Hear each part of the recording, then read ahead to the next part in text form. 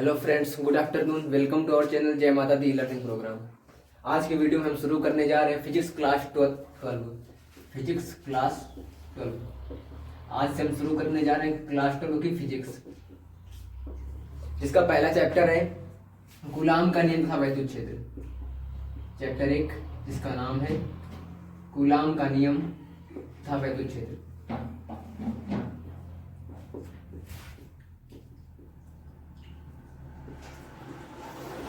Chapter का नाम है, हमारे चैप्टर 1 है। आज से हम यहीं से शुरू कर रहे हैं और फिजिक्स पढ़ाएंगे। आपको बिल्कुल शून्य से शिखर तक पहुंचाएंगे हम, शून्य से शिखर तक। समझ रहे हैं ना? तो शुरू करते हैं टाइम न बर्बाद करते हुए। और जो लोग चैनल पर नए हैं कृपया चैनल को सब्सक्राइब कर लें। पहले हम जानेंगे विद्युत, क्योंकि हमारा जो चैप्टर है ये विद्युत से रिलेटेड है, इलेक्ट्रिसिटी यानी कि विद्युत। विद्युत क्या है? विद्युत मतलब इलेक्ट्रिसिटी। इलेक्ट्रिसिटी विद्युत है क्या? तो ये फिजिक्स की एक पार्ट है, फिजिक्स का एक पार्ट है। मतलब विद्युत भौतिक विज्ञान की वह शाखा है जिसके अंतर्गत हम विद्युत उपकरण जैसे कि आपका पंखा, बल्ब, मोटर, जनरेटर, इन सब के बारे में पढ़ते हैं। मतलब ये विद्युत उपकरण हैं जिनका हम उपयोग करते हैं। पंखा, बल्ब, मोटर, जनरेटर विद्युत उपकरण, प्रतिरोध, रेजिस्टेंस जिसे कहते हैं, और आवेश, विद्युत धारा, इन सब के बारे में पढ़ते हैं। वो सब विद्युत के अंतर्गत आते हैं। इसकी दो शाखाएं होती हैं। विद्युत की कितनी? 2 ब्रांचेस होती हैं। एक होती है स्थिर विद्युत की। क्या होती है? स्थिर विद्युत की। दिखाई दे रहा है ना? मेरी हैंड राइटिंग थोड़ा सुंदर है, मैनेज कर लीजिए। दूसरी होती है विद्युत चालन। विद्युत चालन स्थिर विद्युत की, इसको अंग्रेजी में बोलते हैं इलेक्ट्रोस्टैटिक्स। इलेक्ट्रोस्टैटिक्स, ठीक। और विद्युत चालन को बोलते हैं इलेक्ट्रिक करंट। Electric current. देखिए, स्थिर विद्युत की, स्थिर मतलब स्टैटिक्स। स्टैटिक मतलब रुका हुआ मतलब एक जगह स्थिर। स्थिर मतलब रुका हुआ, उसी को कहते हैं ना इलेक्ट्रोस्टैटिक्स, मतलब रुका हुआ स्थिर। और इलेक्ट्रो मतलब चार्ज, चार्ज मतलब आवेश, मतलब रुका हुआ चार्ज या रुका हुआ आवेश। रुका हुआ आवेश तो अर्थात भौतिक विज्ञान की या विद्युत की वह शाखा जिसके अंतर्गत हम स्थिर आवेश के बारे में पढ़ेंगे। स्थिर आवेश का मतलब हम आवेश को ऐसे रख लेंगे, फिर उसके पार्टिकल के बारे में, गुणों के बारे में, आवेश कैसा है, कितनी क्वालिटियां रखता है, ये सब बारे में हम पढ़ेंगे स्थिर विद्युत की के अंतर्गत। मतलब आवेश को एक जगह रख लेना है बड़े प्यार से और आराम से उसके बारे में पढ़ना है। और इसका दूसरा पार्ट है विद्युत चालन। दूसरा पार्ट है विद्युत चालन मतलब इलेक्ट्रिक करंट। इसमें आवेश दौड़ेगा, भागेगा, यहां से यहां तक दौड़ा दौड़ा के आवेश को पढ़ेंगे। मतलब धारा का प्रवाह होगा, आवेश दौड़ेगा, इस तरह पढ़ेंगे इसमें, ठीक है? तो कॉन्सेप्ट क्लियर। सो आगे स्थिर विद्युत के विद्युत चालन हो गया। अब आगे हम बात करते हैं आवेश के बारे में। काय की बात कर रहे हैं? आवेश के बारे में। इसको रेज कर दें, नोट करना चाहते हो लोग नोट कर सकते हैं साथ में मेरे। आवेश जिसे अंग्रेजी में कहते हैं चार्ज। क्या कहते हैं? चार्ज। आप लोग बचपन में खेल खेले होंगे। एक कंघी हुआ करती थी इस तरह, इसको अपने बढ़िया सूखे बालों में रगड़ लेते थे। फिर कागज के कुछ छोटे छोटे टुकड़ों के पास ले जाते थे। ये टुकड़े हुआ करते थे, इनके अगर हम पास ले जाएं तो क्या करता था ये कंघी इन कागज टुकड़ों को अपनी ओर खींचती थी ना। हाँ, खींच लेती थी। याद करो वो दिन बचपन वाले, जब कंघी लेते थे, बालों में रगड़ के बढ़िया कागज टुकड़ों के पास ले जाते थे, तो इनको अपनी ओर खींच लेती थी। अब ये अपनी तरफ खींच लेती थी तो क्यों खींच लेती थी? अगर कंघी खींच रही है तो क्यों खींच लेती थी? इसका मतलब है ये हमने इसको अपने बालों में रगड़ा है। अगर बालों में रगड़ा है तो मतलब ये आवेशित हो गई है। ये कैसी हो गई है? आवेशित हो गई है, ठीक। तो आप लोग लिखना चाहें तो आवेश की परिभाषा लिख सकते हैं। क्या लिखेंगे? किसी वस्तु का वह गुण जिसके कारण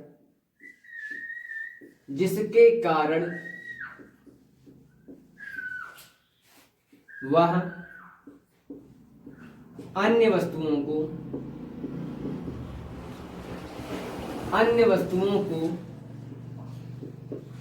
आकर्षित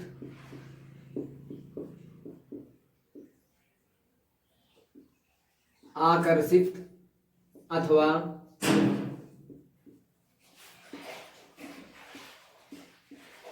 प्रतिकर्षित करता है। आकर्षित अथवा प्रतिकर्षित करता है, समझ रहे हैं ना। किसी वस्तु का वह गुण जिसके कारण वह अन्य वस्तुओं को आकर्षित अथवा प्रतिकर्षित करता है, ये होती है आवेश डिफिनेशन। भाई किताब में तो बहुत बड़ी डिफिनेशन लिखी है। किसी वस्तु या पदार्थ के किसी वस्तु या पदार्थ के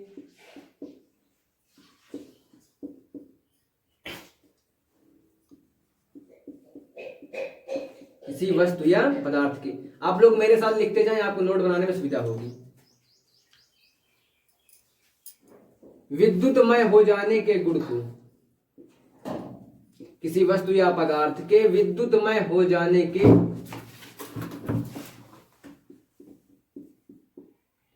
गुण को आवेश कहते हैं।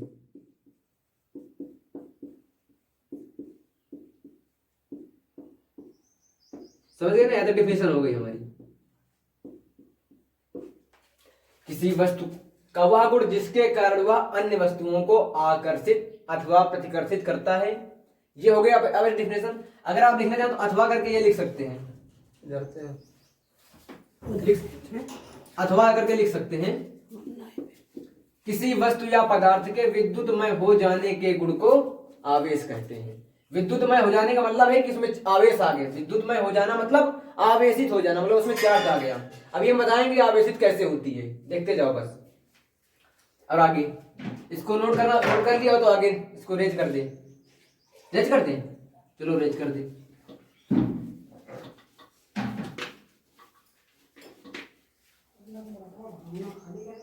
आवेश जो है वो अदिश राशि है।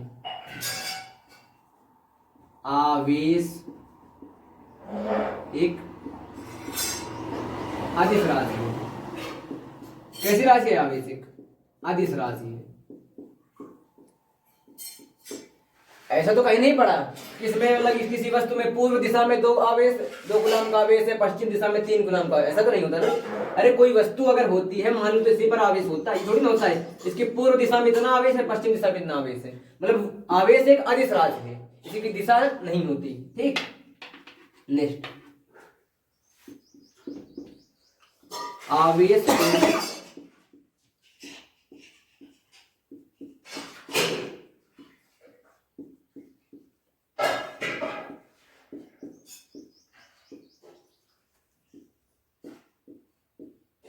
क्यू से प्रदर्शित करते हैं।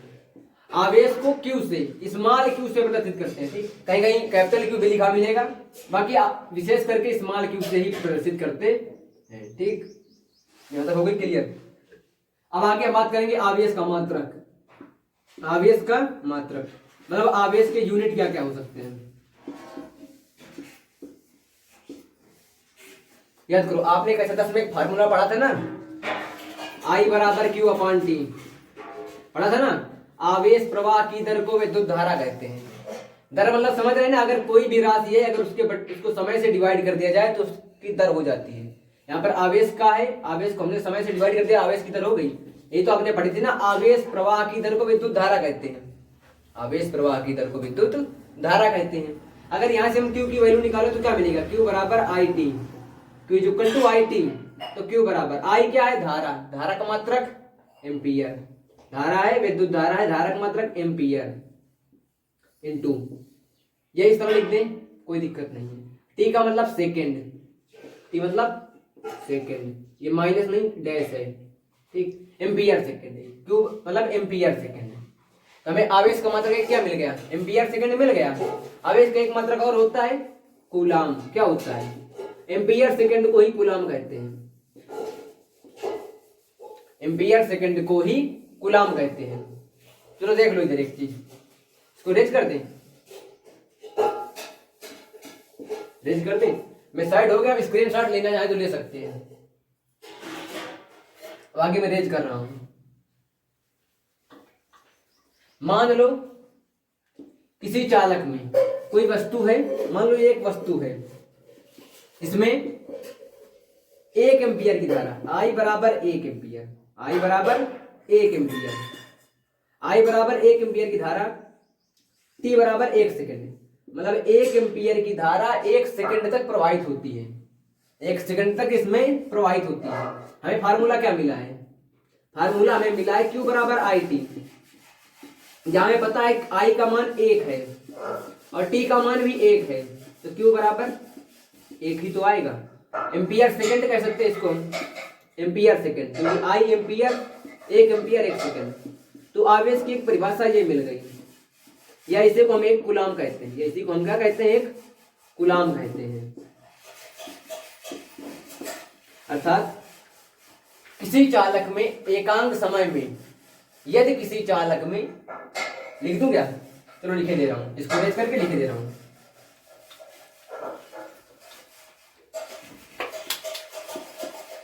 यदि किसी चालक में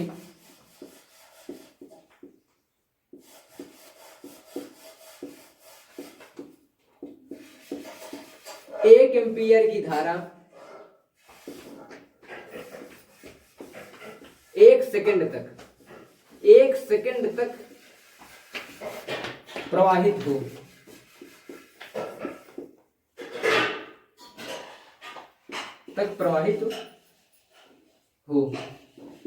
तो चालक में से गुजरने वाले आवेश की मात्रा क्या होगी? तो चालक में से गुजरने वाले आवेश की मात्रा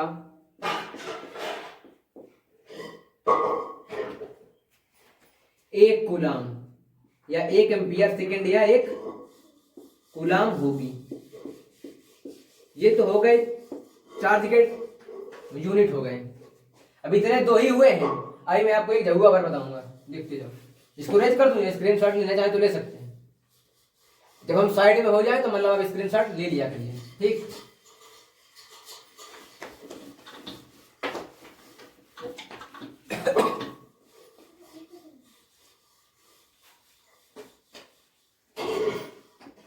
मात्रा,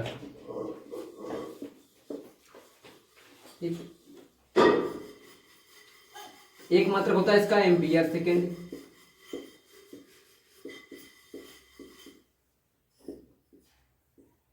दूसरा होता है कूलाम, तीसरा होता है EMU, एक होता है ESU और एक होता है फैरेड। क्या होता है? फैरेड। ये जो है, ये जो 2 है, ये आपके एम्पियर सिस्टम के हैं, और ये है जो EMU है, ये है आपका CGS सिस्टम का। और जो ESU और फैरेड है, ये किसी सिस्टम में नहीं है, मतलब ये किसी सिस्टम में है ही नहीं, लेकिन ही वैज्ञानिकों के नाम में है शायद। अब मैं आपको बता दूं EMU और ESU के बारे में और फैरेड के बारे में। ये जो आपका फैरेड है ना, आवेश का, अगर एग्जाम में अधिकतर पूछा जाता है कि आवेश का सबसे बड़ा मात्रक कौन सा होता है, तो आवेश का सबसे बड़ा मात्रक फैरेड होता है, सबसे बड़ा मात्रक। अगर आवेश के बड़े मात्रक की बात की जाए तो आवेश का सबसे बड़ा मात्रक फैरेड होता है, और सबसे छोटा EMU, सबसे छोटा EMU, ठीक। हो गई इतनी बात क्लियर। अब इनको बता दूं ये किस प्रकार होते हैं, मतलब किस सिस्टम में अरेंज होते हैं। 1 एम्पियर सेकेंड में 1 ही कूलाम होता है। अब 1 एम्पियर सेकेंड में 1 कूलाम होते हैं, ठीक। ये तो कॉन्सेप्ट क्लियर। अब आगे, एक कूलाम में 10 की पावर -1 EMU होते हैं, 10 की पावर -1 EMU। और एक फैरेड में 96,400 किलमसम कूलाम होते हैं, इतने कूलाम आवेश होता है। मतलब एक फैरेड में 96,400 या 500 के लगभग कूलाम आवेश होता है। समझ गए ना आप? दो तो मैंने बता दिए, EMU और फैरेड मैंने बता दिए। अब ESU काम आपका है, किसी बुक में गूगल में कहीं ढूंढो, ये ढूंढ कर कमेंट करना जरूर, ठीक। ये काम आपका है कि ESU में कितने कूलम आवेश होते हैं, ठीक। अरे भाई इतनी मेहनत अगर हम कर रहे हैं, थोड़ी मेहनत तो तुम कर ही सकते हो, कर सकते हो ना? हाँ शाबाश। इसको स्क्रीनशॉट लेना चाहे तो ले सकते हैं, बाकी मैं रेज करता हूँ।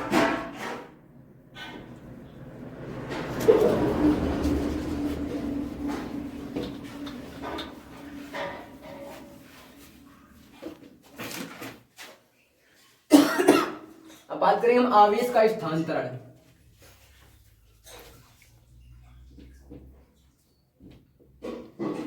आवेश का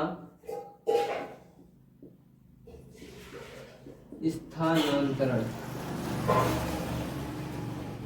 स्थानांतरण मतलब आवेश का चालन किस प्रकार होता है, या आवेश एक स्थान से दूसरे स्थान में कैसे जाता है, कि किसी वस्तु में आवेश हो और दूसरी वस्तु में कैसे चला जाएगा, यही तो कैसे जाएगा, यही हम सीखेंगे। तो आवेश का स्थानांतरण लिखना लिख सकते हैं, आवेश का स्थानांतरण, आवेश का स्थानांतरण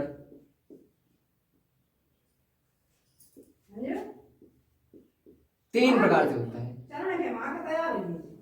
आवेश का स्थानांतरण तीन प्रकार से होता है।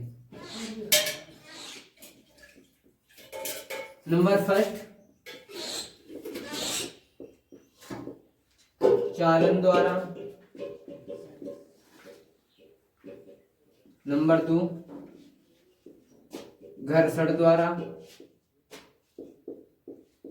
नंबर तीन, प्रेरण द्वारा। समझ रहे हैं? प्रेरण द्वारा। चाहे आगे पीछे करके क्रम में लिख सकते हैं, कोई जरूरी नहीं कि यही क्रम लिखिए। एक, चालन द्वारा। आवेश का स्थानांतरण तीन प्रकार से होता है। नंबर एक, चालन द्वारा। नंबर दो, घर्षण द्वारा। नंबर तीन, प्रेरण द्वारा। इन तीन प्रकार से हम आवेश को एक पार्टिकल से दूसरे पार्टिकल में, या एक वस्तु से दूसरे वस्तु में, या एक पदार्थ से दूसरे पदार्थ में ले जा सकते हैं। पहले मैं आपको बता दूं घर्षण द्वारा, क्योंकि आपको फिर चालन और प्रेरण समझने में आसानी होगी। पहले जानिए घर्षण द्वारा आवेश का स्थानांतरण कैसे होता है। द्वारा, ठीक। घर्षण आप समझ रहे हैं ना, घर्षण मतलब रगड़ करके। मान लो एक पार्टिकल ये है, समझने का कॉन्सेप्ट है, लिखाने का नहीं, समझने का है। एक पार्टिकल ये है, ये दो गोले हैं, ये दो वस्तुएं हैं, ये समान रूप से आवेश का वितरण है, प्लस माइनस मतलब उदासीन है, मतलब सामान्य अवस्था में जितना धन आवेश है उतना ऋण आवेश है, जितना धन है उतना ऋण है, ठीक। ये वस्तु भी उसी तरह है, धन है ऋण है, धन है ऋण है, मतलब समान रूप से आवेश का वितरण है, ठीक। जितने इलेक्ट्रॉन है उतने प्रोटॉन है, उसी हिसाब से, ठीक। अगर हम इन दोनों को आपस में रगड़ दें, अगर हम इन दोनों को आपस, मैंने बताया ये दो आवेशित गोले हैं, समान रूप से इन पर आवेश है, मतलब प्लस चार्ज भी है और माइनस चार्ज भी है। अगर हम इन दोनों को आपस में रगड़ दें, इन दोनों को पकड़ के घसीट के आपस में रगड़ दें, मान लो हमने इनको ये इस तरह थे, हमने इन दोनों की तरफ रगड़ दिया, मान लो इनको रगड़ दिया। अगर हम इन दोनों को रगड़ दें तो रगड़ने में क्या होगा, ये था ये था, अगर हम इनको रगड़ेंगे अपनी एनर्जी वेस्ट करेंगे, अपनी एनर्जी वेस्ट करेंगे। आपने पढ़ाई है कि प्रत्येक परमाणु के पायतन कक्षाओं में इलेक्ट्रॉन चक्कर लगाते हैं, और जो न्यूट्रॉन और प्रोटॉन होते हैं परमाणु के नाभिक में होते हैं, पढ़ा है ना, पढ़ा होगा। अगर हम इनमें हम अगर इनको हम घर्षण द्वारा अपनी एनर्जी वेस्ट कर दें, अगर हम अपनी एनर्जी वेस्ट कर दें तो क्या होगा, वो एनर्जी किसको मिलेगी, इनकी बाह्यतम कक्षाओं में जो इलेक्ट्रॉन है उन्हीं को तो मिलेगी, और जो बाह्यतम कक्षाओं में जो इलेक्ट्रॉन है वो अपनी कक्षाएं छोड़ के चले जाएंगे। नहीं समझ में आया? मान लो ये गोला है, इसमें 10 इलेक्ट्रॉन है और 10 प्रोटॉन है, 10 इलेक्ट्रॉन है 10 प्रोटॉन है, और इसमें मान लो 12 इलेक्ट्रॉन है और 12 प्रोटॉन है। क्योंकि कोई भी वस्तु सामान्य रूप से विद्युत उदासीन होती है, समान रूप से विद्युत उदासीन होती है, मतलब कि 12 इलेक्ट्रॉन है 12 प्रोटॉन द्वारा ये उदासीन है, 10 इलेक्ट्रॉन है 10 प्रोटॉनों द्वारा उदासीन है। समझ में आया कि नहीं? अगर हम इनको आपस में रगड़ दें, घसीट के रगड़ दें, मतलब घसीट के मतलब कि जोर से रगड़ दें, अगर इनको हम रगड़ देते हैं तो रगड़ने में अपनी एनर्जी वेस्ट करते हैं, और हम अगर अपनी एनर्जी वेस्ट करते हैं तो वो एनर्जी बाहरी कक्षाओं इलेक्ट्रॉनों को मिल जाती है। तो मान लो इससे 2 इलेक्ट्रॉन इसमें आ गए, इसमें से 2 आवारा इलेक्ट्रॉन इसमें आ गए। अरे अब अपने को अगर ऊर्जा मिल जाए, अगर आप लोग हैं, मान लो ये आप हैं, ये आप हैं, घर वालों ने पैसे दे दिए, बेटा मार्केट चले जाओ, तो बेटा क्या कोल्ड ड्रिंक समोसा चाय सब उड़ा रहा है ना। तो वही मतलब अगर पैसे मिल जाएं तो शांति से नहीं बैठेंगे, वही इनका हाल है। अगर इनको ऊर्जा मिल जाए तो फिर शांति से नहीं बैठेंगे, ये अपनी कक्षाएं छोड़ के। 3 मान लो इससे 2 इलेक्ट्रॉन इसमें आ गए, इससे 2 इलेक्ट्रॉन इसमें आ गए, तो इसमें कितने थे पहले 12